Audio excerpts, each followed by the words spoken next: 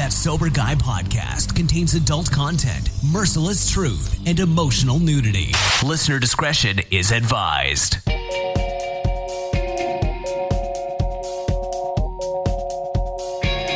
Yo, what's up? Thank you for tuning in today. Thanks to Humans for bringing us in.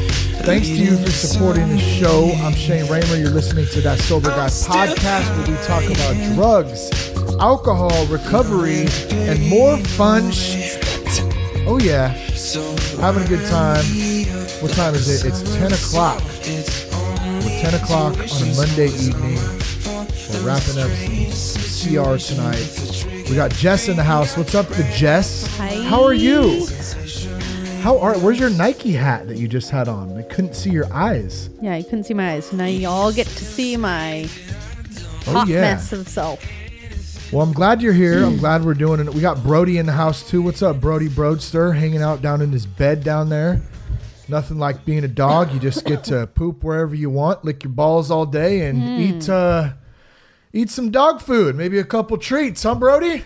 Yeah, you like that? All right. You're a good boy. He doesn't have his blankie. He's a good boy. So today we're going to be talking about all kinds of fun stuff. We're going to talk about the Newcomer a little bit into a recovery program, what that looks like.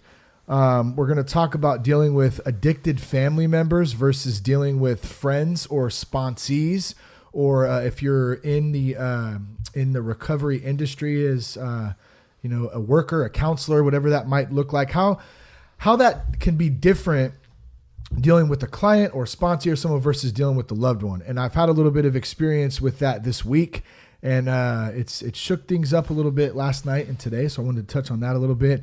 We're also going to talk about me having a slight craving to pop some pills earlier this week. It was nothing too major, but definitely that thought came up, and I thought it'd be a good thing to share a little bit how I dealt with it and what that was like. We got some sober birthdays that we're going to give some shout outs to some people who left some comments on the Instagram post earlier. What else? Cash, our 4-year-old son, coming out with chocolate all over his face and swearing he didn't eat any chocolate, only to later find a whole jar of Nutella under the dude's pillow the next morning. Are you kidding me? And I think he told you, didn't he say too, like, no, mama, just leave my pillow there when he went to bed. Yeah. And then the next morning I came out to pick up the front room, the TV room, and pulled the pillow up, and there was the whole damn jar of Nutella with the lid off with a bunch of finger marks in it. Comedy, man. So funny. Yeah, we got a lot of stuff to cover. There's some more. Before we do that, be sure to check us out at thatsoberguy.com.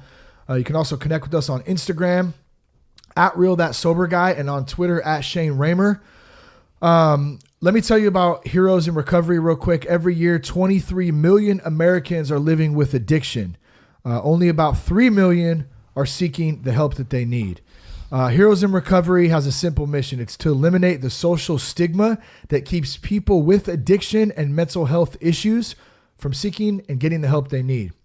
They also share stories of recovery for the purpose of encouragement, inspiration, and to help people get engaged in a sober community that empowers people to get involved, give back, and live healthy, active lives.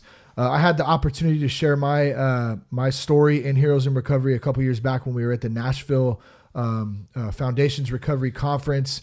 It's a great platform. It offers great community and good opportunities to share a little bit. If you're interested in doing that, or do you have a story that you'd like to share? I guess that's kind of the same thing, reworded differently. If you do, you can help bring truth and hope to the spotlight by sharing your story with Heroes in Recovery. To learn more, you can go to heroesinrecovery.com/soberguy, or you can also call 833-81-SOBER. That's 833-81-SOBER. Check out Heroes in Recovery. What are you laughing at over there, you? Native Pride on Instagram Live said she would probably eat a whole jar of Nutella. Oh, man, yeah. I would probably do that, too. I bet you the folks over at Heroes in Recovery right before a run could smash down a whole Nutella jar and get a bunch of energy and run around with chocolate on their face. It doesn't make any sense right Like The now. Office, where Michael Scott eats a whole pasta thing of Alfredo, fettuccine Alfredo. Ew, sick. Before the run because he's carbing up. Does anybody else But then he watch almost The Office pukes. besides- oh, that's so gross, dude. Because it's not how you do it. Parkour hardcore. Is it parkour? Parkour. Friggin' hilarious. Yes. So check out Heroes in Recovery, 833-81-SOBER. If you need some help or you want to reach out, Foundations Recovery Network. And shout out, much love to those guys for supporting us. We'll be at the Foundations Innovations in Recovery Conference coming up April 16th. We're going to be doing some live podcasting, so you can check that out. Also, foundationsrecoverynetwork.com. Live shows coming up. I guess we can talk about the March 9th one, right? Journey Coffee and Fleet Feet are facilitating a health and wellness run starting at Journey Coffee in Vacaville. It starts at night. We literally just got this info today, so I will say tentatively some of this information may be adjusted. So just in case, I want to throw that out there. But as of right now, yes, it's March 9th. Starts at 9 a.m. That Sober Guy podcast will be there with a booth. There'll be some other great vendors there that are local to the community in Solano County and Vacaville, like Eco Chic, Sweet Peas Nursery.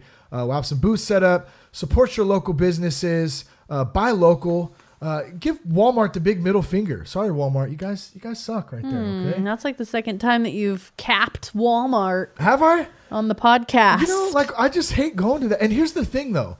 I still go to Walmart occasionally, so I'm kind of a hypocrite for that, I got to say. You are. Yeah, you like I their am. low prices. I do. Well, that's, yeah. I mean, So who you can't doesn't hate. like the low prices? But at the same time, it's like, you know, you get some...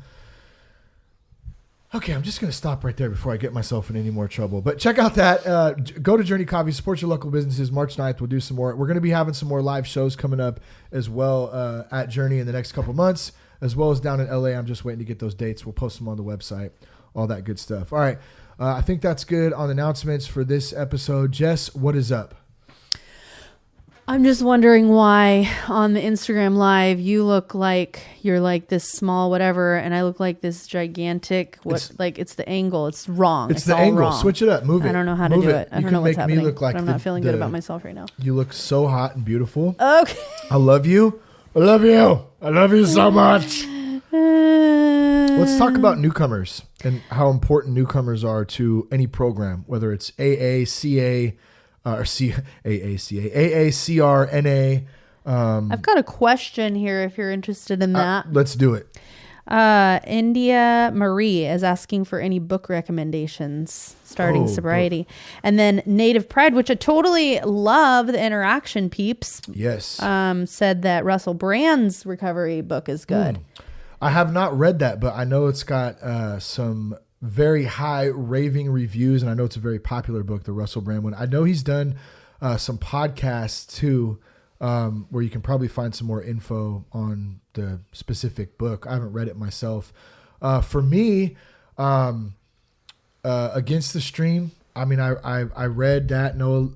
I always say Noah Levine. I'm going to say Noah Levine because that's how I started saying it. But that would be from Refuge. What else? The Big Book. The Big Book of AA is a great book. It's actually sitting. I can see it right here. I keep it open to page 84. Whenever I walk out, I come out to the garage multiple times a day. Whenever I walk outside, that's something that goes into my vision when I pass. There's a certain paragraph on there. I don't have it in front of me, but it's dealing with resentments and anger and that kind of stuff. So the Big Book, I'm trying to think what else, what other books?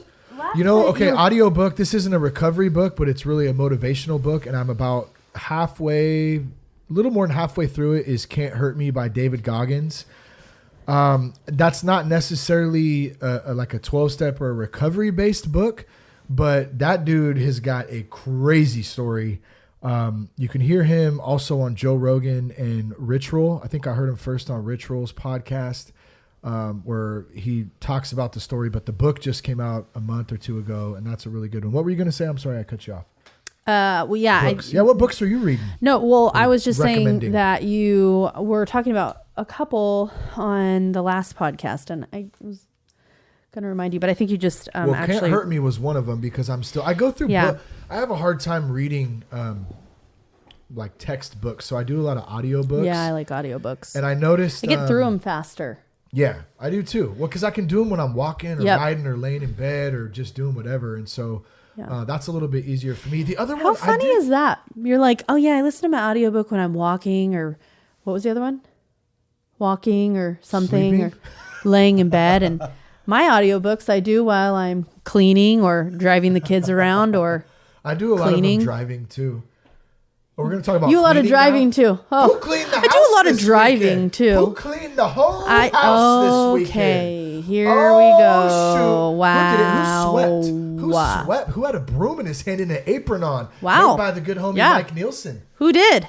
I did. Ding, ding, ding, ding, ding. The Okay, Raver. let's give For Shane a once- hand, for once in his everyone. life. Shane Yeah. Raver cleaned the house. Wow. Now I'm like a recovering Danny Tanner from, remember Full House, Danny Tanner, who was the clean freak. He was obsessive. I'm obsessive compulsive about cleaning, but after a while, because the kids just make a mess immediately after, I just kind of gave up.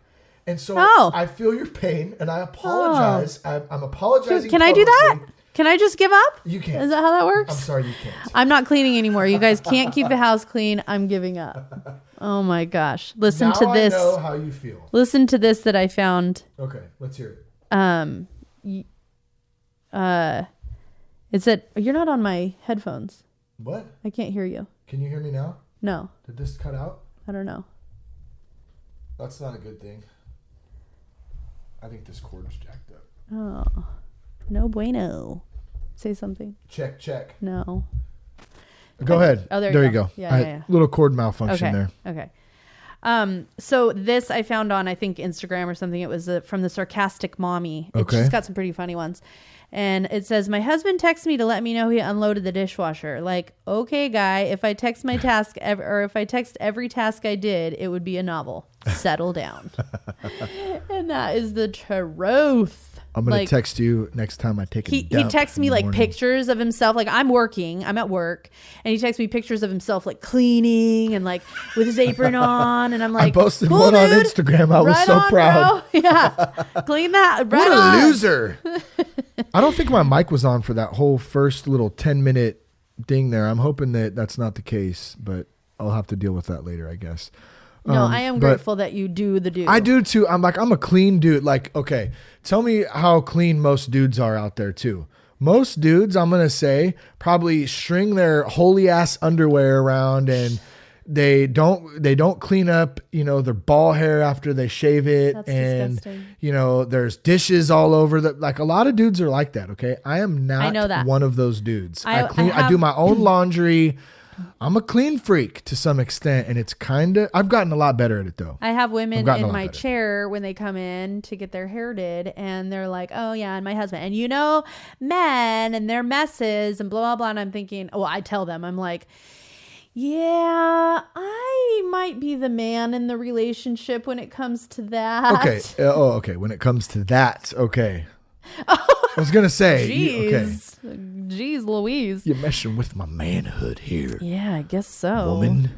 No, Lady. Shane's like a freak cleaner. I'm not a freak cleaner. I just pick. Okay, so here's the thing. If I was in the military, I would be like an A+. You're not in the military. Yes. Like you should see when I go stay in the hotels. You should see my hotel room. It's just like I don't even need housekeeping. I to know. come in, What are you 'cause I talking just about? Clean I I just live clean with up you. after myself. I live with it's you. It's not that and difficult. I've been in a hotel with you before, so wow. You have, And then actually. let's just address the car. Well, the car is not a storage unit. The car is not meant. So when I go out to the car, I went out to the car the other day, and I got to clean the car out, and I go back there. There's 2 pieces of furniture. There's sweatshirts. There's movies. There's wrappers. It's like a home. It's like a second home. It's not a storage That's not true. facility. We have, if we're talking about getting better, we have all gotten better with that, the kids and I. And Yes, you have. sometimes You've it helps definitely to gotten have, better. a random jacket in the back of the car so that the kids, they In case forget the one. apocalypse, you can have a whole bug out bag back there. Even a bottle of water that like, Or a oh, case. Mom, I'm thirsty. It's like, there's a bottle of water back there. Mm-hmm. Like, I mean, it's difficult, having kids and I get it. and staying sane. Totally. I totally get it. And Shane just goes in and wipes out the whole I just car. want to throw it all in the garbage. And then it's throw it just away. like- Just throw it away. Makes life difficult that way, but what do you do? Excuse me. Someone asked what my Instagram is. It's At This Is Us, right? Oh, yeah. 6. At This Is Us 6. This Is Us 6 is the don't even Jess know what on my there. own thing is. But Newcomers, let's jump back into Newcomers real quick. How important are newcomers to any recovery program? One of the first things, whether it's somebody I meet at a meeting, I can hear myself talking. That was weird. One of the first things I always like to say, and this is not me telling anybody else, so much as it is just for me to remember and to be conscious of this too, is that the newcomer, somebody new to recovery, is the most important piece of a recovery program. That's what keeps this circle going. So whether you have 1 day, 10 days, 30 days, 3 years or 10 years or 10 years or more, we can all learn something from each other no matter what point you're at. So if you are a newcomer out there, don't ever feel, because I know there's a lot of fear coming in, right? Coming into something new, whether it's a new program, a new job, a new relationship, anything new, I don't know why it keeps doing that. I don't know either. It's really weird.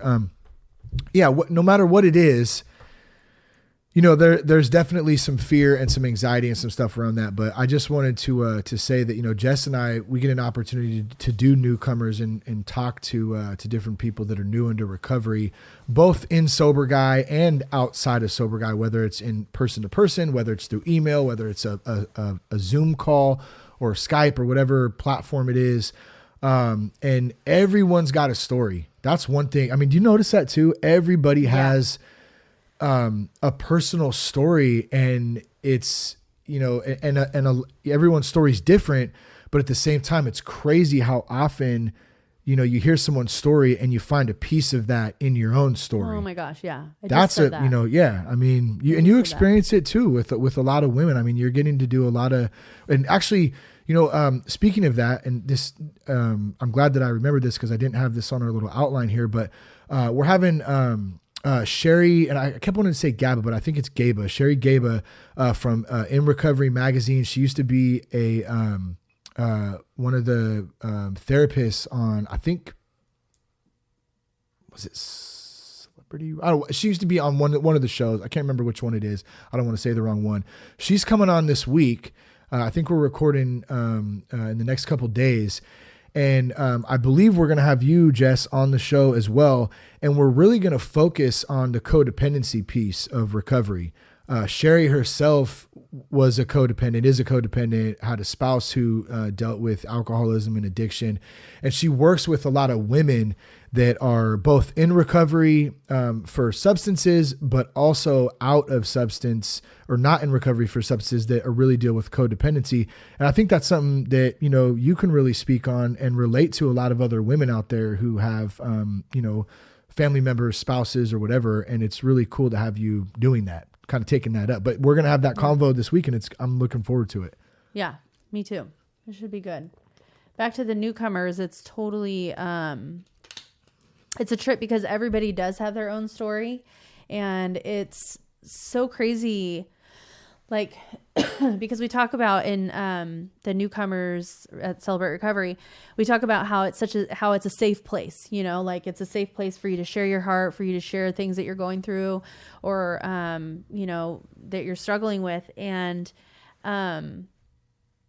it's crazy because when you start sharing, you go around and everybody shares, like, I don't know, maybe 4 minutes or something like that. Whatever's on their heart, however they're feeling that day, whatever it is, or they can pass, but everybody shares, nobody passes, everybody shares. And then also, like, everybody starts sharing, and it's like the just crazy open heart, just vulnerable, just sharing, crying, emotional, whatever. And it's the first time that, we've all met, but there's something about that moment, and also expressing that this is a safe place to share. Everybody's going through something, everyone can relate, and them just feeling that sense in the room, and actually sharing like that, You know, it just says so much. And then it's just so important for them to feel that comfortable and do that, because then it's like that next person over there can come up and say, hey, like, I'm dealing with that too. You know, and it's like, if you never even shared that, nobody would know that you're struggling, and nobody could come up and say like, hey, like, you know, I deal with that too. And this is, you know, whatever, here's my number or something. You know what I'm saying? Yeah. Well, I so think it is important, but the hard thing too with that is a lot of people aren't used to opening up and talking. It's scary, especially when you're talking about stuff that is super personal that you don't want, you know, nobody wants to feel judged or feel weird or different or whatever. You know, some of those feelings that come up. And I think that's the you know, one of the great things about fellowship, no matter what program you're in or you're looking to find or whatever, you know, you find that fellowship in there. You find that trust tree, if we go back to old school terminology. You know, there's a fellowship there that's solid, that everybody understands for the most part. You know, that this is like you said a safe place. Like, this is a safe place where we can talk about hurts, habits, hangups, past mistakes, and more importantly, we can also talk about the triumphs and the wins and the things that have happened in our life since we moved into a life of sobriety, recovery, trying to be better human beings, fathers, you know, mothers, wives, husbands, friends, all that stuff. You know, you find that through other people. And I think that wraps right back into kind of how we started, in the fact that you hear people's stories and then boom, man, I just heard maybe somebody share for 5 minutes. You know, I don't need to hear and take in everything, but I might just find one little piece that really hits home with me, that makes my day a little bit easier the following day, you know, and vice versa. Maybe I share something and something that I share, you know, somebody else hears it. They needed to hear that. And if I didn't take the opportunity to show up and be there and kind of let God work through me and just be there. That's all I got to do is show up. You know, that's when good things happen. And that's a hard thing to do sometimes. Like, my homie Phil says, I don't know if Phil's on the live feed right now. But I know we were talking a while back, and we were talking about the gym, and he goes, hey man, the hardest machine at the gym is the front door. Just getting there. I said, yeah, bro, you're so right. It is. Like, that's the hardest thing. So same thing with recovery. Same thing with 12-step minis. That's one of the most questions I get so often. Like, man, I'm really trying to go. I had a couple people. I stood outside for the whole hour-long meeting and just paced back and forth. I couldn't even go in. You know, and it's a hard thing to do, to walk through that door. But I'm telling you, if you can muster up enough courage and let that, you know, that guard down and say, you know what, I'm just going to go into it with an open mind, man, good things will happen. I always tell, you know, the girls and stuff, well, the ladies in the groups and wherever, that, just like you said, it's not always about you showing up for you to release your stuff and whatever. You also have to remember that there's people in the rooms that might need to hear your story, you know? And so showing up is important, because it's not just for you. It's about, you know, the community, you know?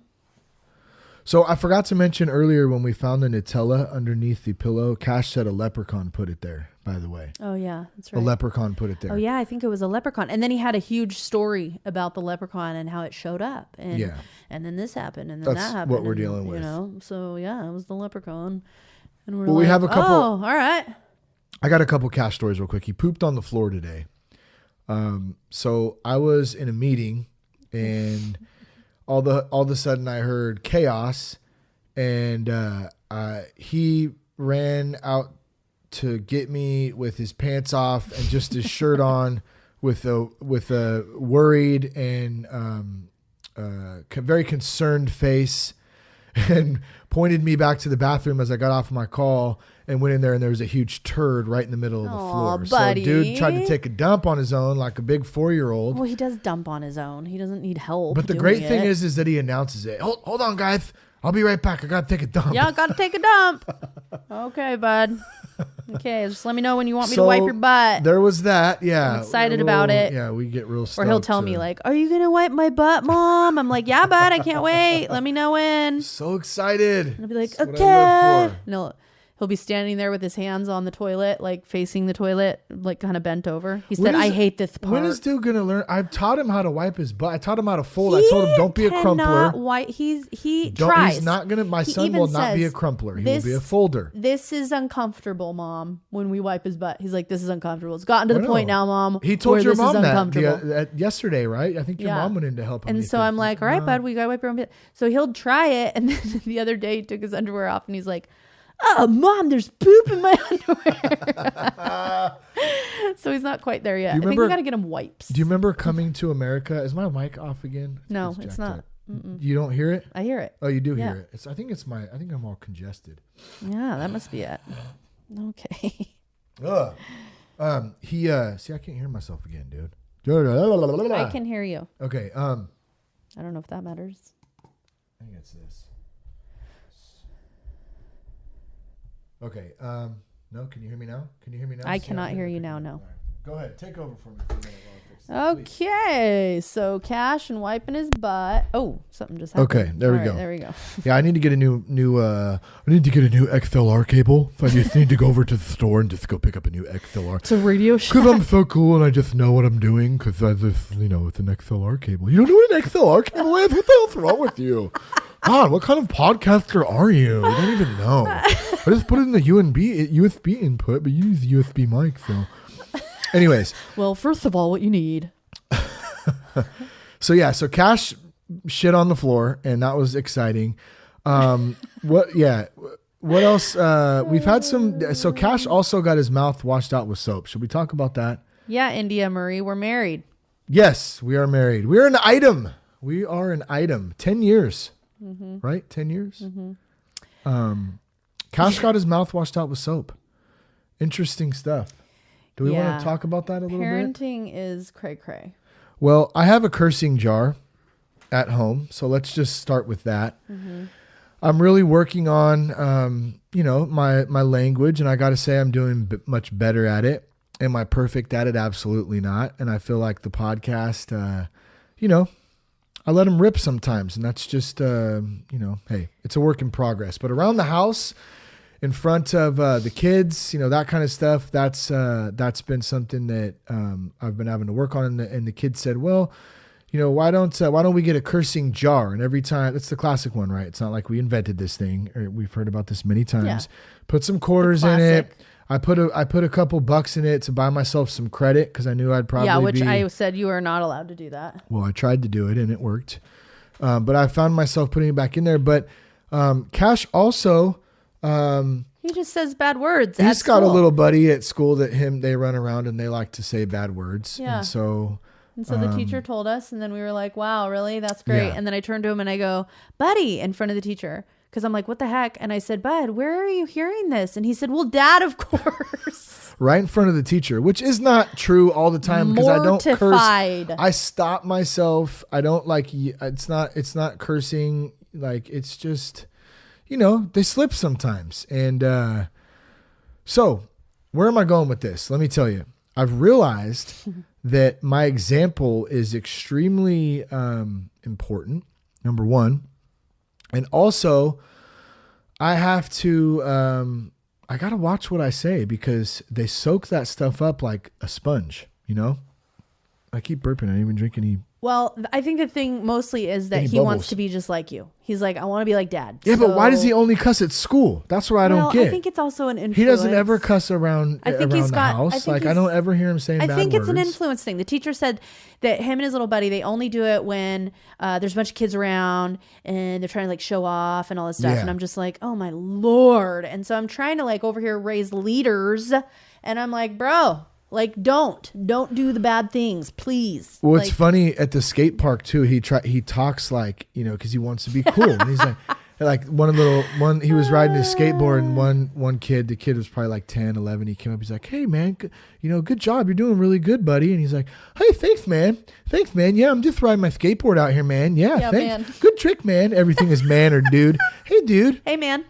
He's a funny little guy, man. That's for sure. He is hecka funny. Yeah. So yeah, the skate park's been a thing. That's been really cool of you guys like going out to the skate park and like you said, just some kids out there just like shredding the nar, but also maybe like it's their only like place to go. Yeah, it's the only spot you know? sometimes. There's one kid out there. I actually need to go out there so I can bring him the skateboard. But yeah, I see him out there every time, and I think that's his little safe place. And I think that's a good kind of segue into this next little block that I had here, talking about like a safe place. Like, where's your safe place that you can go to that gives you peace, like that gives you a place where you kind of feel home, you feel safe, you feel secure. And here's where I kind of came up with this earlier in the week. Occasionally, there's a park. So when I drop cash off at school, it's on the other side of town, which is where I used to live and grew up. There's a park over there, Summerfield Park. I think it's called Ridgeview Park. I call it Summerfield Park because that's the street that we lived on. But I can go back there, and I know, Jess, you're going to make fun of me because I go back there. There's my old house right there. And it's one of those nerdy ass dad things that I do. There's Kyle's house. And that used to be Dave's house. You don't just like drive by and be like, oh, there it is. Like it's Nope, on the I main don't. street. You're like, oh, and you got to pull on in. We got to take the tour. Chris, that's a Chris move right And there. you My gotta- pops. But I like that about Well, I don't, it's you going know, back. I'm just giving you a hard time. No, but- I know. I'm not taking and it you personal. and then I you're like, promise. and there's so and so's house, and I I mean, know. but every time there's hilarious stories, and you know, it's so funny. We haven't done that in a while, actually. I just did it the other day. Okay. That's why I still go there. But look, here's my point to that. That for me was a time in my life when I was a kid, but that was I have some really select great memories of my life that I can go back to those safe places. And I'm not trying to relive my childhood. Okay. Like I don't know, maybe I am to some extent trying to relive a little bit of that. I don't know. I don't even care because it makes me feel phenomenal. It makes me feel amazing inside. It makes me feel safe. It makes me feel like a good spot. And so what I do is, I go back there. Like I went back there, last, whatever I took Cass to school, Friday or Monday, whatever, real quick. I had a few minutes. I took Brody with me. I rolled on over to Summerfield Park. I got out, I let Brody run around and I walk a couple laps and I just soak it in and I get in that space for a minute. I get a little meditation going. I had like an 11-minute, there's one of my favorite meditations. It's an 11-minute meditation. It's called, it's on Meditation Studio app. It's called Ease with Everything. It's by Noah Levine. And one of the main lines in there is, may I be at ease with myself just as I am, mind, body, and heart. So let me say it one more time. May I be at ease with myself just as I am, mind, body, and heart. And so as I'm walking around in this safe area, this safe place, this place that makes me feel, good and positive and really at peace. I think that's the biggest thing. Summerfield Park for me is that spot. I can really kind of, don't they say drop in? Isn't that a good phrase, whether you're praying or meditating? Yeah. I can really drop into that moment. Good one. And I know, right? Look at me. Oh, yeah. Drop in. Using the terms. Drop on in. For real, though. So my question is, Jess, let's start with you. Where's your safe place? Do you have a spot you can think of? And then to those out there listening or watching, like, do you got a safe place? And if not, maybe that's something to start thinking about. Where can you find that place to kind of get into that groove, into that little pocket? So originally when you were like safe place, whatever, where you can just like be and like whatever, be yourself and like, or I don't know, that's what I was portraying. And I was immediately I was thinking, where? I was immediately brought to my family, like to my family's house, like to my mom and dad's, to my sister, wherever my family gathers. Cause I just feel like I can totally be myself. I can be exactly who I am. I can wear whatever I want. I can be who I am and just goof off with my brothers and my sister and just like, eat food and like, just laugh and have a good time. You know what I mean? So like, that was one thing, but then you started getting into like meditation and stuff like that. And then I was like, oh, well, I can't meditate there. That's not the thing. But I think for me is just in my prayer time. And here's a crazy quick story. So like, I would always pray in, it was like pray meditation thing. And I would always, in our old house that we lived in, I would always pray like in between the bed and the wall. And like, I would, drop in and it was amazing. Right. And like Jesus met me there. It was just like this crazy, amazing, wonderful experience in prayer time and whatever. Right. Every time I sat in that place, I'm like, here we go. Like, I remember that. This is happening, And, I would always tell Shane, like, I wish I had like a closet or like a, a room or like something where I could like have this moment, there. So we buy this house and everything, been here for like a year or whatever, a little over a year. Anyway, there was this hall closet and we totally transformed it into like a prayer meditation room, and like, I mean, the ultimate, and it's just so cool. And I'm like, yes, like this is what I've wanted, yada, yada. So I get in there and I'm like, okay, Lord, like, let's do this thing. Cause my higher power is God, is Jesus Christ. And so I'm like, okay, Lord, like, here we are. We got our room. Like, let's do this thing. And I'm like waiting and I'm doing the same thing, got the same routine that I, have, whatever. And he was like, it never happened, like it never, like he never dropped in, like it would never happen.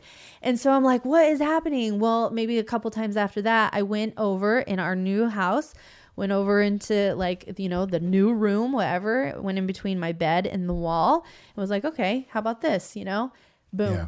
There he was. You went back to the old spot. I was like, there he is. Yeah. Okay, cool. Here we are. Like, you don't need a fancy room, you don't need like a prayer closet or whatever, like. Well, I do a lot of anywhere. like the thinking, meditation, prayer, all that stuff. Like I do a lot of it actually when I walk. I walk, almost every day, hoard.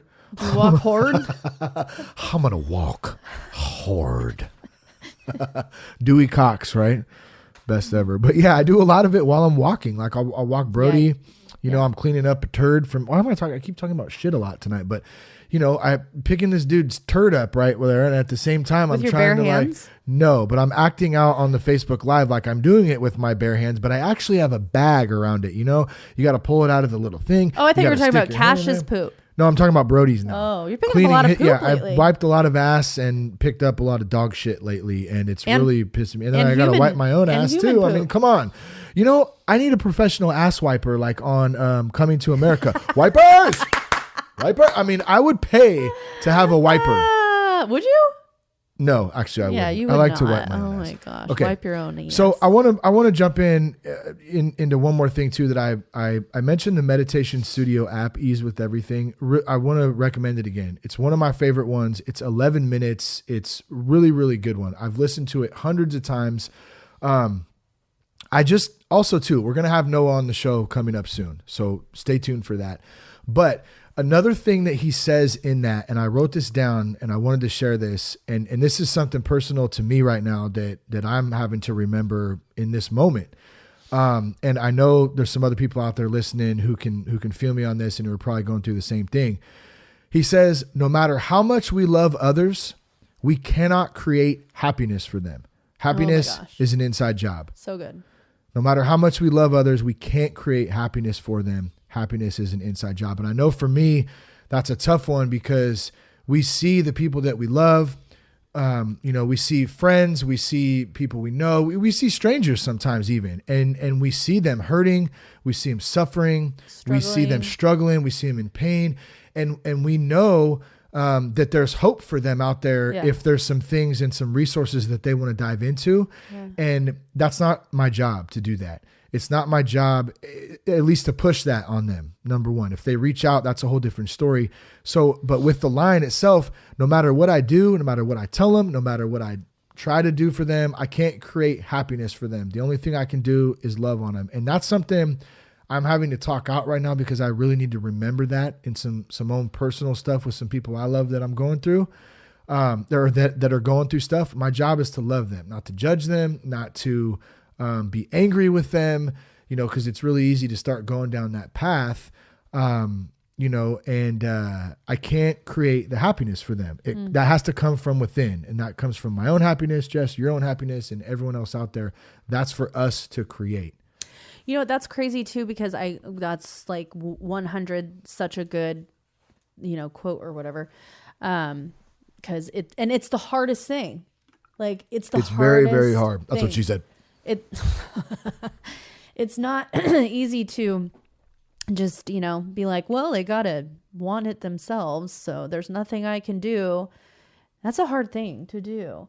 But on the flip side of it, what I'm thinking about is that, before like I, did the 12 step, before I got into like CR and recovery and things like that for anger and resentment and codependency and things like that, I would look for my happiness within Shane. Like I would be like, why aren't you making me happy? Why aren't you doing this thing for me? This will make me happy. This will change my mood. It's you. You're the one. Why aren't you doing what I need you to do? You know, I just just realized that when you said that. And it wasn't until I started digging in and doing the thing that that it was an inside job. Yeah. And then actually you have nothing to do with my happiness. You know, it's why am I not happy? Like what's going on inside that I need to holler at? Yeah. You know? That's a really hard thing to, to come to terms with and to work on. And I don't think you ever, well, I don't know what anyone else says. I don't know that I'll ever arrive at that moment, but like it's constant effort and constant consciousness of that. And so how do I fall in line? Like, well, I fall in line and I remember that stuff by listening to meditation, guided stuff, by praying, by getting around other people, talking about stuff. So, I mean, that's really how I kind of stay plugged into that. They want to hear the quote again. Oh, the quote again. It's, Meditation Studio app. It's the Meditation Studio app. The meditation is called Ease with Everything. It's by Noah Levine. There's a whole bunch of teachers on that app. That app is phenomenal too.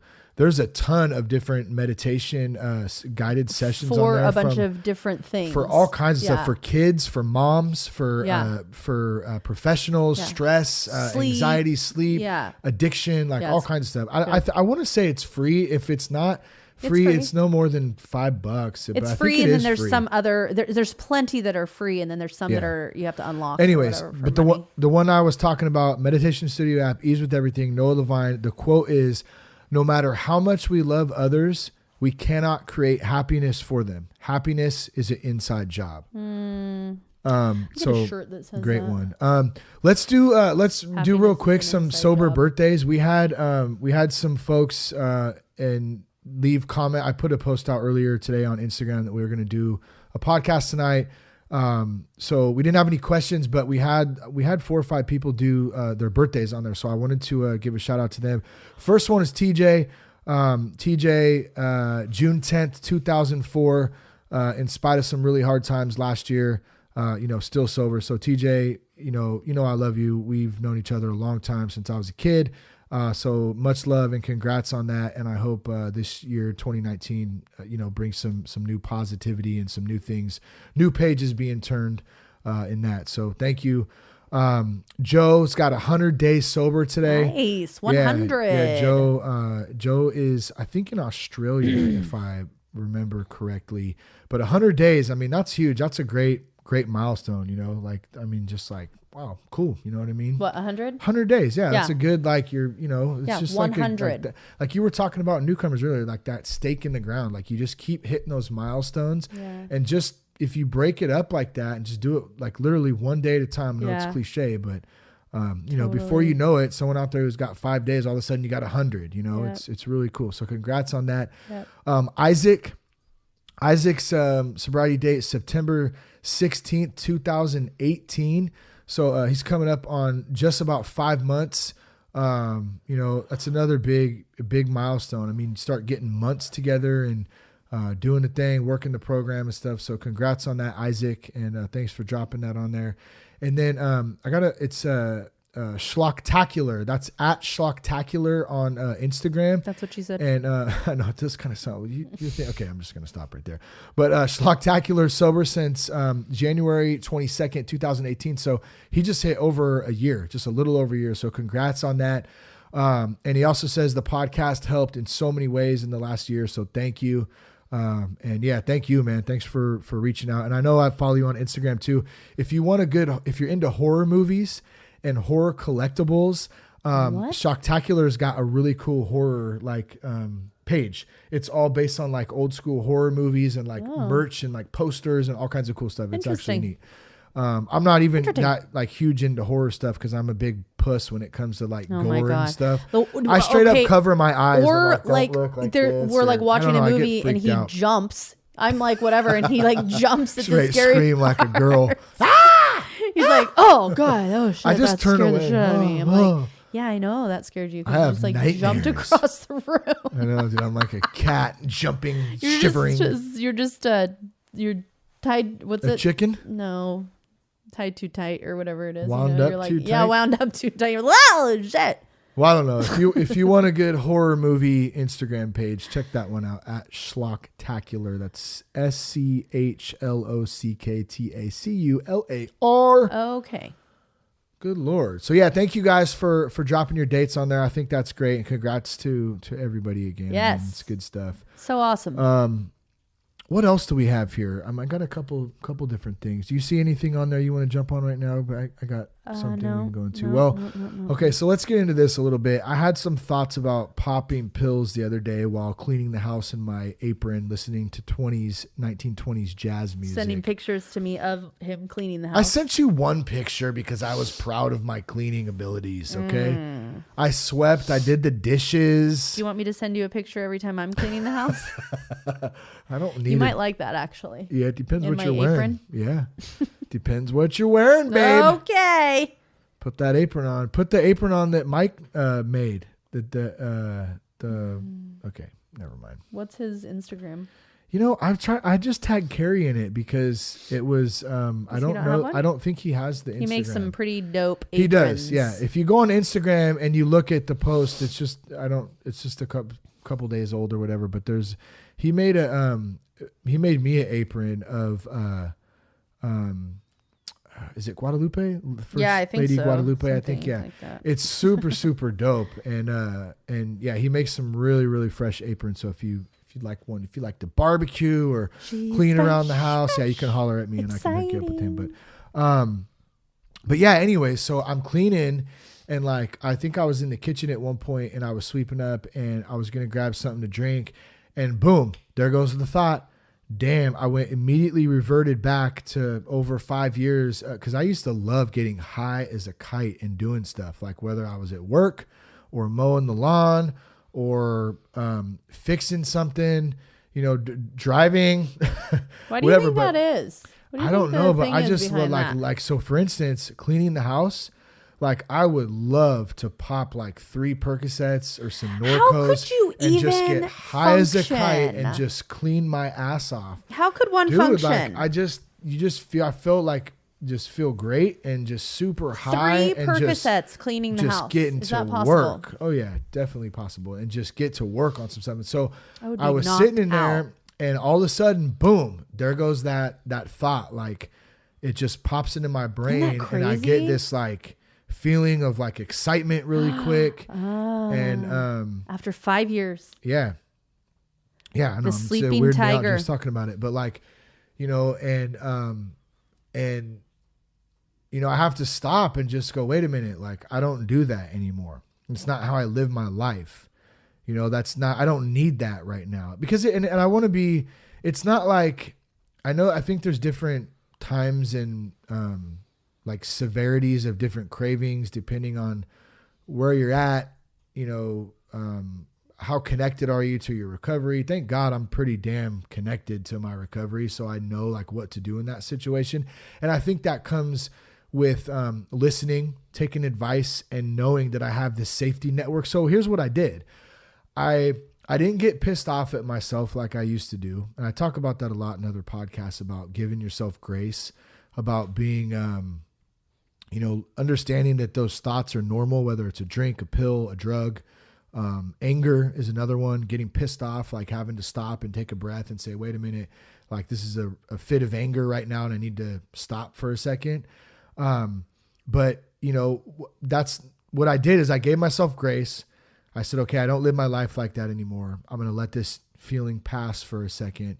I wrote it down because I knew I wanted to talk about it on the podcast. And I also text Buddy, my sponsor, and I said, hey, I just throwing it out there just for accountability. I'm cleaning the house right now, doing daddy daycare. It was, a little bit stressful. I thought how great it would be to pop like a bunch of pills right now and get high as a kite and take the edge off a little bit and finish cleaning the house. Just wanted to let you know. Yeah. And he said, cool. If you need to call me, give me a call. And then you know what he texted me next? He said, one day you're going to miss daddy daycare. Enjoy it. Aww. Yeah, and I said, yeah, thanks, bro. Because he's right. I love Buddy. I do too. And he's a good I love what he dude. does for you. I love like he's the perfect sponsor for you. You know, and it's so crazy thinking about your journey and finding a sponsor. You know, you went through a couple dudes. You had a thought in your mind, like what kind of sponsor you wanted, you know, and like it was Buddy all along. I pictured it. It was. I mean, I didn't totally picture his face, but I pictured this person, and it was Buddy, which is crazy. And him and I. But just like the way he responds to you, like cool, like you know, he was not like you know, like trying to like do the thing. He was just like cool. Call me if you need me. That's exactly how you function. For me, I would need someone to like you know give me the script and be like and encourage me and you know do the thing. That's what I would need. But for you, you're like I don't. He's like cool. Call me if you need me. You know, and whatever. And then what I love about Buddy is that he's like the dad that you know you well that's a good I know what you're gonna say and so here's one of the other things we did. Maybe this can help somebody out there a little bit too by me sharing it is you know I'm sorry you know what I didn't mean to cut you off. Were you finished? I apologize. Well, I was just going to say he's like the dad that like can give you that advice and those little things that, you know, he does that for you. Like enjoy daddy daycare because it's not going to be forever. Yep. You know what I'm saying? Like you need to hear those things throughout life in this crazy like parenthood and marriage and stuff like that. Like he gives you those little things and you know, it's really cool. The relationship that you guys have and that bond and it's just perfect. Well, and so one of the other things we did is, you know, I've talked about it on the show before. It's no secret, but if you're new to the show, you know, maybe this is the first time you're hearing it. Like that, you know, my dad is still struggling out there. Like he's still out doing his thing, you know, and so that's always been a struggle of mine is dealing with a loved one who is still struggling. We talk about it often. And so sometimes I've gone through a lot of stages where I get pissed off. I get, you know, I get angry. I get sad. I get resentful. I'm not talking to him. I am talking to him. Like, trust me, it's been through every single stage that you could possibly go through of emotions. And there's probably many more that you haven't even, there's a lot. There's too much to even, you know, to talk about. But the one thing is that your higher power, God, whatever you call it, whatever something that's spiritual to you that helps to get you through things, that alleviates the stress. For me, it's God. Like I can't control everything. God provides me things in different forms than what I see them. So one of the things we did is I was pissed off one day, and ultimately what it came down to was me being resentful about the fact that why didn't I have, you know, this in my life? Why didn't my dad do this? Why didn't this work out this way for me and have this relationship, all that kind of stuff. And what Buddy told me, he goes, I want you to make a list of all the other people in your life that have provided things where you feel that your father has lacked. Okay. And this isn't a knock on my father either, because he did the best he can and he's doing the best he knows how to do. Right. And that's the way that it is. Okay. So that's not what I'm getting at here. What I'm getting at is God provides us things, you know, that God provides us the things that need to fulfill us and make us who we can be, who we're supposed to be. And a lot of the times we don't even know it. We don't recognize it because we're looking through like a blurred vision. Or does that make sense? I feel like I'm not articulating it, the great part of it. So I think too, please. Just to kind of whatever, like that's what's so important about community and getting out there and like building, like surrounding, you know, like-minded people or people in recovery or whatever it is in that community, because, you know, again, your higher power or whatever, God is going to, you know, I know it's why it's like, can't get it out. Like he's going to use those people, you know, for the things that you're lacking or the things that you need or whatever. And, you can receive that through other people. Like, it doesn't have to be your dad, or it doesn't have to be your mom, or it doesn't have to be whatever. Not like, mad at me, your dad, it's your dad. You're going to receive it through other people. And if you never step out and get into a community or get into a group or get into a meeting or whatever, you're never going to have that opportunity to have these people speak into your life, or, to meet that person that's going to give you what you're lacking from a parent or a, husband or well, maybe not husband. Well, whatever. But, I know what you're like, saying. A friend, a spouse. I mean, any number of things. So I think that that's what's important. And if you, obviously, if you never got sober, or then again, also if you never like stepped out and, in your recovery and went through the motions of the things that you're supposed to do, you never would have found Buddy. Well, here's the weird thing. I didn't find Buddy, and he didn't really find me. Like, it was this like really divine connection, I feel like. Totally. We've talked about that before. Like, it's you say, some people would say by accident. I don't really believe in accidents to some extent, like in that situation, I guess. But yeah, it's crazy. I mean, and it all happened, but that's a good point. That all happened by showing up and putting myself out there. That's it. Right. No expectations. Yeah. No, ulterior motives or anything. Just let me just show up and do the next right thing. It's such a big thing, Native Pride 90 said, I celebrated 2 years free from marijuana on January 25th. I have struggled with pot for years. Nice. I started in Alcoholics Anonymous and thought my only problem was alcohol, but in NA they say all mood and mind altering substances. Nice. Congrats. That's huge. I switched off from weed to alcohol so many times. Like, remember that? I'd get high I always got high, but then I'd be like, I'm going to stop drinking for a couple weeks. And then you just got high. And then I would just get high. And then before you know it, I'd be back to drinking and stuff. So I feel you on that battle between, the old ganja, smoking the old reefer, the marijuana. This is marijuana. The marijuana. This is marijuana. Are you smoking that marijuana? But yeah, the blunts, the bong rips. I mean, man, those were the days. But congrats on the 2 years. That's huge, because I think smoking cigarettes, smoking pot. That's a tough one for a lot of people to quit, especially cigarettes. God, even my aunt, said that cigarettes was worse than heroin. Yeah, to get off of. Yeah, someone else, I think Theo Vaughn was on.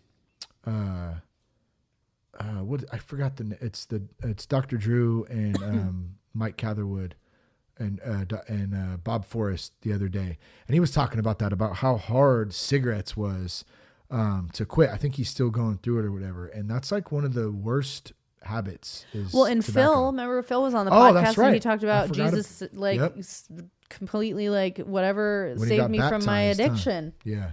He said I was smoking packs a day or whatever, and then he got baptized, and the next day he had no cravings. Yeah, I think he smoked since for like 7 years or 8 years, something like that. It's just crazy.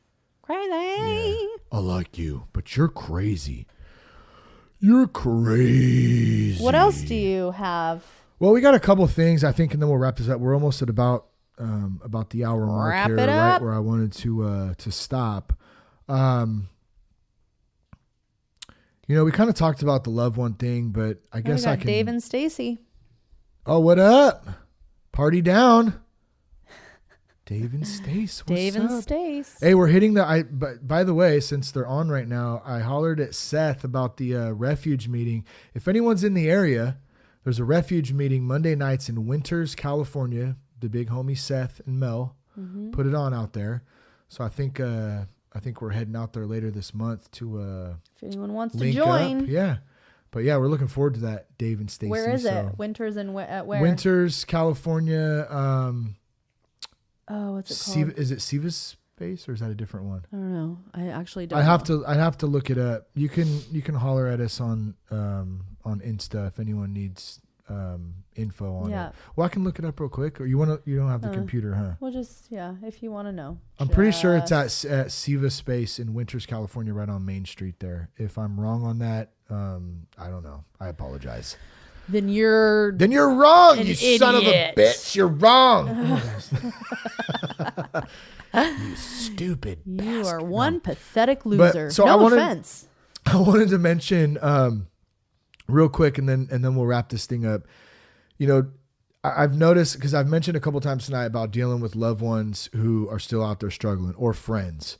That's one of the hardest things for me to deal with. And I think I was telling Jess, you know, I think that's what motivates me to continue to do like recovery work and step work and the podcast and, you know, go back to school to become a drug and alcohol counselor. Like, there's certain people in my life that I want to help that I can't help. Just like the quote from Noah Levine, like, happiness is an inside job. Like, I can't help somebody who does not want the help or doesn't know how. Maybe they do want the help, they just don't know how to receive it. Yeah. It's not my job to do that. It's crazy. Okay. And so for me, I've realized, like, I think subconsciously in this journey and this motivation and this fire that just like burns under my ass to continue to do this work and have fun with it and enjoy doing it and enjoy serving and helping people and putting the time that we put into it. A lot of it comes from like that undirected energy of wanting to help the people that I really do want to help, but I can't. And it floods out into the work that I do, which is really cool. And I think that there's, you know, there's some sort of purpose for that I don't, you know, that's a different, you know, different connection that I don't really fully understand. But that kind of leads me into what I wanted to mention here is that when I'm dealing with loved ones who are still struggling versus when I'm dealing with like a stranger or a friend or someone who, you know, emails into the podcast or that I meet at a meeting, I take things personal when it's people that I love that are not doing what I think they should be doing or that I can't help. I get pissed off about it. And I got pissed off last night. And as, you know, I hate this term, but your high horse, I got all up on my high horse. You're all up on your high horse. And, you know, I was though last night there's, you know, someone I love was fucking up and, you know, like it pissed me off. I didn't know how to handle it. And instead of taking the route of like, you know, the, like of being like, man, this person's got some issues and they need some help. I took it all personal, even though it wasn't even had anything to do with me. I just took it personal and I got pissed off about it. And I didn't handle it the correct way. And it really made me see today, you know, I apologize for it. And it made me see that, you know, this thing, whether you call it a disease, a choice, like whatever it is, because that's a whole nother debate that I'm not even interested in having right now, at least, is, you know, we have to have grace on ourselves. We got to have grace on other people, and we got to not take shit personally. And I can really, really take stuff personally, you know, especially if it's somebody that I love. It's not my job to fix anybody. Not my job to fix you. Not my job to fix you. Not my job to save the world. My job is just to do what I do, work my own program, love on people, and be here for you. Like, I think it's near and dear to your heart. I think that, you know, you're like, this is what helped me. And, you know, I'm living this life, you know, I mean, it's nothing like great and special. That's what I'm saying. I'm just mean like, I'm living a better life because I have made this choice. Can you please do that too? You know what I mean? Well, yeah. And it's so frustrating because you're like, I know like what helped me. I know what worked for me. Like why, like, and it's totally not okay to do that. But that's the natural feeling. That's what I'm getting it's a at. natural feeling because you're just, you know, I'm setting expectations that people that I love cannot fulfill. There's no way that my expectations are so high for people, especially ones that I love. There's no way that they can fulfill those, and they shouldn't be obligated to. That's my own jacked up way of thinking. And so that's the kind of shit that goes on that I'm just like, I can't comprehend that stuff sometimes. And it doesn't make me like, I mean, I guess I do act like an asshole sometimes in that. I'm not an asshole, but yeah, I can act like one, like no doubt. And when I talk about expectations and stuff, like, man, the expectations will fucking kill you, like straight up. Yeah. Like, I mean, probably literally they could, I guess, you totally too. But like they taught me that.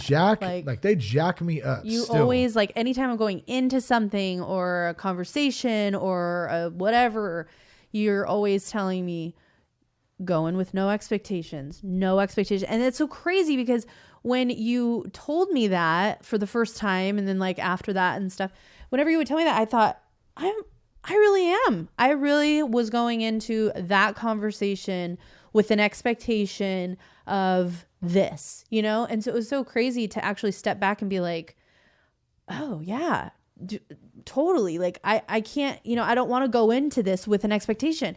And that is why I would get my heart broke every time, is because I would expect one thing that wouldn't happen. Yeah. Well, you get let down. You get, you know, those expectations aren't met. Going in with no expectations, that is the best advice. I really totally 100% agree with that. Yeah, no, it is. And when I don't do that, it makes it a hell of a lot easier when good stuff does happen, because then you're like, oh, awesome. You know what I mean? Like a lot of the time that does happen too. Like something comes out of a situation, you know, someone does something, you know, that surprises you, or something happens that you didn't, you know, plan on. That's good. I mean, but yeah, setting myself up for that is a real shitty way to live. And it can be a disaster, in the long run. Goose and Boots says, no expectations, no worries. For sure. That's dang right there. That's like such a motto. For real. You know? Like that's, no expectations, no worries. It's for real. Like I'm going with the flow. I'm rolling. And that's hard to do. It's not easy to do that, but if you practice and you do the work, it gets easier. You know, you kind of get into a place. That's the key word, do the work, because it's not going to be easy. And that's why, like, we got to continue to do the work, because when the hard times show up, which they will. Yep. Or you have those cravings. Maybe you're going through, someone out there listening is going through right now. Or you're cleaning the house and you want to pop perks. Oh, man, yeah, it's crazy. Do the work. Do the work. Do the, we're not. 2, 4, 6, 8. Who do we appreciate? Do the work. Do the work. Yay! Oh my gosh, what are we doing right now? I don't know, but I'm looking at my cool bike helmet over there. Oh yeah, I want to put you on. I want to put you on right now, bike helmet. We're experiencing major California storm weather. You know, dude, it's drizzling outside, so watch out. I wish it went right from Christmas. I would toss my Christmas tree back up in the attic, because we got a fake one this year, and right to the board shorts and flip flops. That would be the way to do it. It's freezing actually here in California. Yep. It's not freezing, but it is for us, and we're like, oh, it's cold. Back to that quote really quick. I just want to say how crazy it is when it says like, happiness is an inside job. It's what's so crazy about that is that like, it's like you can't help anybody, no matter what you say isn't going to help anyone. That was like the craziest thing about like stepping into like this recovery like world and community. It's like, okay, so we know what works, we know how to do it, we know whatever. I mean, not like 100, not like it's all perfect and everything else. I don't know. But I'm saying like, okay, we you know, we've done the work partially.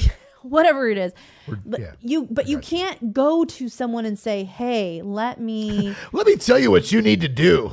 Well, no, but just, you know, hey, have you tried this, or whatever, blah, blah, blah, because it doesn't matter, because that person is only going to do it when they're ready. You know, it speaks so much into like, no one wants to be told what to do. Well, yeah, but like, it just speaks so much into like, everybody's on their own journey. And you don't know when this person is going to have this awakening or this like moment or whatever. And it may or may not have anything to do with, you know, the advice that you gave or whatever. It's just a trip. Well, I liked what Wordsmith said back when we did the live show at Journey. It's like, why do any of it? What's the purpose? Screw it all. What's the point of this podcast? I'm just going to lay in bed all day, eat cereal, and drink Ovaltine. Yeah, it's and watch good. Netflix. Cartoons? No, but I like what Wordsmith said at the live show. And he said, you know, a lot of the time it's about us planting seeds. And most of the time, I don't get to see the fruit of those seeds. And I shouldn't expect to see the fruit of those seeds. It's just my job to be there. And when there's an opportunity to plant a seed, I'm going to plant it, and then I'm going to forget about it, because it's not my And then maybe deal. Somebody else is going to water it. Somebody else is going to exactly. You know, and maybe somebody else is going to plow it, and then maybe somebody else is going to you know, reap the harvest, right? Exactly. They're going to be like, whoa, look at you. Look what just happened to you. Like you're all good or whatever. Like, yeah, that's a trip. It's a trip. Life is a trip. Let's get deep. It's just so trippy, bro. It's like, whoa, I was like laying there one night, bro, and I started like looking at my hand and I was like, my fingers move, bro. I can like move my thumb. Thumb and butt? Okay, let's stop right there. That's so sick. That's not a thing. Anything else you want to add for this lovely conversation we just had? And we appreciate everyone who chiming in on the Instagram live. That's always fun. Yeah, you know what I was wondering? I wonder if we like picked a weeknight that we just did the podcast every night at the same time. I thought about that like last week, like doing Thursday nights or Monday nights after CR or something. Yeah. Like where people would know and then they'd be like, I'm getting I think on. that might be something that we should think about doing. It's just, I'm not so good with commitments other than this marriage. That's about it. Why do I keep picking my nose? I got a problem picking my nose, sons. Yeah. Anything else you want to add though before we wrap this up, Jess? Thank you for coming on again. Yeah, I hope that, people enjoy it. Yeah, we get a lot of good feedback. I mean, from people both in person and electronically through our instant messaging systems and our electronic email systems, the digital age. Okay. I will say that if you guys haven't subscribed to the emails, please do that because there's a lot of good stuff that's going out throughout the month and just little extras for your journey. You want to throw out a little writing opportunity for anyone or what? Yeah. We have we talked about that. The TSG News, which is a blog. And if anybody is interested in throwing some blog posts, a topic, an article. An article of writing. I would love to hear a good article written that we could post up about what the cannabis industry is doing, like what's going on with that right now, the legalization, how it's playing into people in recovery, medication. And different viewpoints too. I'm not saying I don't have any one-sided views on it. I'm open to hearing all different types of things. That's something that really interests me that I know a little bit about, but I'd like to learn a little bit more about. And we also get some emails from that. So that's one topic just to get started. Yeah, but if you've got a good testimony, like a good story about your recovery and how you came, to and whatever, something like that might be cool for people. If I'm always open to having like a guest writer on the blog, and I don't have all the time in the world to do that. So it'd be nice to fill that little space in there. Oh yeah. Fill it on in. Yeah, good stuff. Stay tuned for more live shows. We got some of those coming up. We're booking them right now, so next couple of months. Thanks to Foundations for partnering with That Sober Guy. We appreciate you guys. Thanks to Humans Music. If you haven't checked out Humans yet, be sure to check those guys out. They put a new album out, Going Late. That song, Going Late, is phenomenal. They got a video to it that's dope. And then the intro song that we use is called Still About You, one of my favorite jams as well. So check those guys out.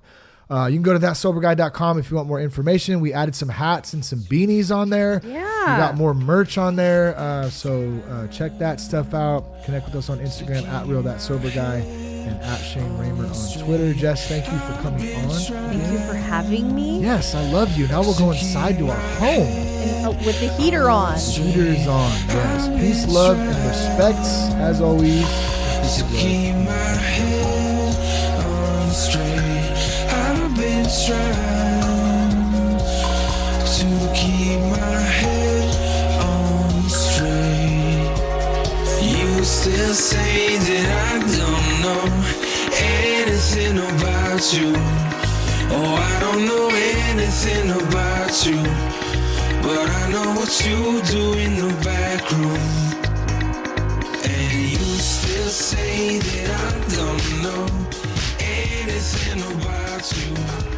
Oh, I don't know anything about you, but I know what you do in the back room.